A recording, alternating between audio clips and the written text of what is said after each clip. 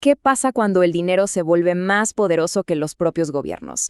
¿O qué tal si la democracia que damos por sentada en realidad no es tan democrática como pensamos? Hoy vamos a meternos de lleno en el documento del movimiento humanista, un texto bastante radical que sí lo presentó para intentar responder justo a esas preguntas, y en plena crisis mundial. A ver, vamos a desmenuzarlo. Miren, el documento no arranca con teorías abstractas, para nada. Empieza con una declaración de lucha, casi un grito. Esta frase nos planta de golpe en la realidad que dio origen a todo este pensamiento. Hablamos de un mundo lleno de opresión, de persecución, de gente silenciada. Y es clave, de verdad, entender esto desde el inicio, porque es el motor, es la fuerza que está detrás de cada idea que vamos a ver. Entonces, uno se pregunta, ¿por qué escribir algo así? Silo lo explica muy claro. Imaginen el escenario. Un caos global, una crisis. La gente estaba perdida, necesitaba respuestas.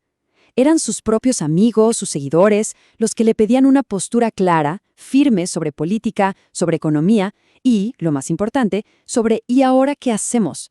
De esa necesidad, de esa urgencia por encontrar un norte, es que nace este texto. Y aquí el análisis se pone serio. Va directo a la yugular, al corazón del problema, el sistema económico mundial. Y lo plantea con una idea que para la época era, muy provocadora. Dice que el dinero dejó de ser una simple herramienta, no, se convirtió en la gran verdad universal. ¿Qué significa eso? Que es la fuerza invisible que en el fondo lo maneja todo. Según lo que plantea este documento, el poder real, el que de verdad moldea nuestro mundo, ya no está en manos de reyes o de las grandes industrias de un país, no. El poder ahora es el capital financiero internacional. Un poder, fíjense, especulativo, súper concentrado. El texto es duro, lo llama una tiranía del dinero. O sea, una fuerza que se ha transformado en el gobierno de facto, la ley que manda y el poder supremo por encima de todo lo demás. Y esta tiranía, ojo, tiene nombre propio, paraestado. Es un concepto de verdad fascinante. Lo que argumenta el documento es que, a medida que los países se van endeudando más y más, empieza a surgir un poder paralelo, un poder en las sombras.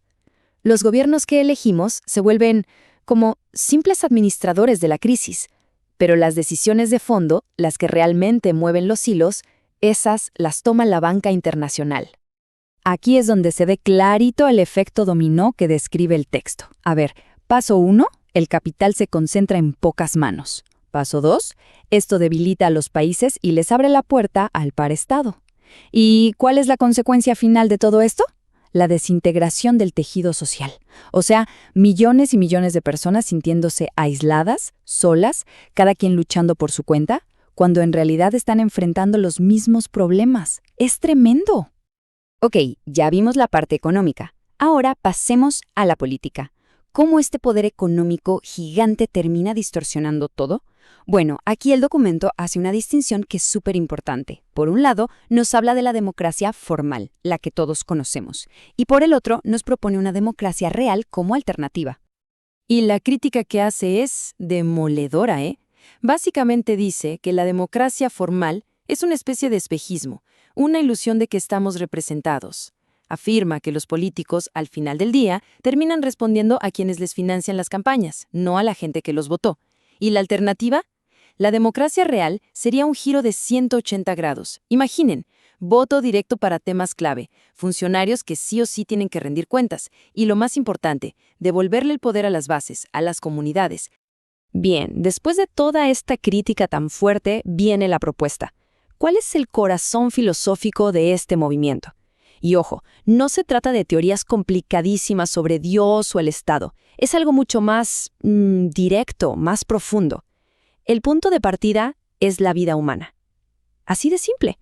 La vida aquí y ahora. La idea es bastante sencilla de entender. Nuestra existencia, en el fondo, se define por una búsqueda: alejarnos del dolor y acercarnos al placer, a la felicidad. Pero, y aquí está la gran diferencia con cualquier otro ser vivo, nosotros no solo nos adaptamos al mundo, lo transformamos. Somos seres históricos, tenemos la capacidad de cambiar nuestro entorno y de cambiarnos a nosotros mismos. Y por esa razón, el único valor central posible tiene que ser el ser humano, por encima del dinero, por encima del Estado, por encima de todo. Y esta frase lo resume todo. Es como la brújula moral del humanismo, la base para cualquier acción.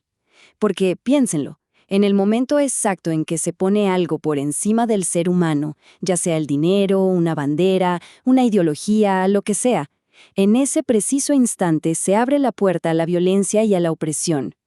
Claro, es lógico. Si se define una postura, también hay que identificar quiénes o qué cosas están en la vereda de enfrente. Y el documento justamente le dedica toda una sección a definir lo que llama el campo antihumanista. El documento no se alda con rodeos para identificar a sus oponentes. Primero, el gran capital, que nos ve como simple mercancía. Segundo, los neofascismos, que siempre buscan echarle la culpa de los problemas a los más vulnerables. Y tercero, y esto es muy interesante, también señala a ciertas corrientes que con la buena intención de proteger la naturaleza terminan poniendo al ser humano casi como un enemigo del planeta, despreciándolo. Perfecto. Ya tenemos la crítica, ya tenemos la filosofía, pero la gran pregunta es, ¿cómo se lleva todo esto a la práctica? Porque el documento no se queda flotando en las ideas, para nada. Propone una estrategia bien concreta para la acción y la transformación social.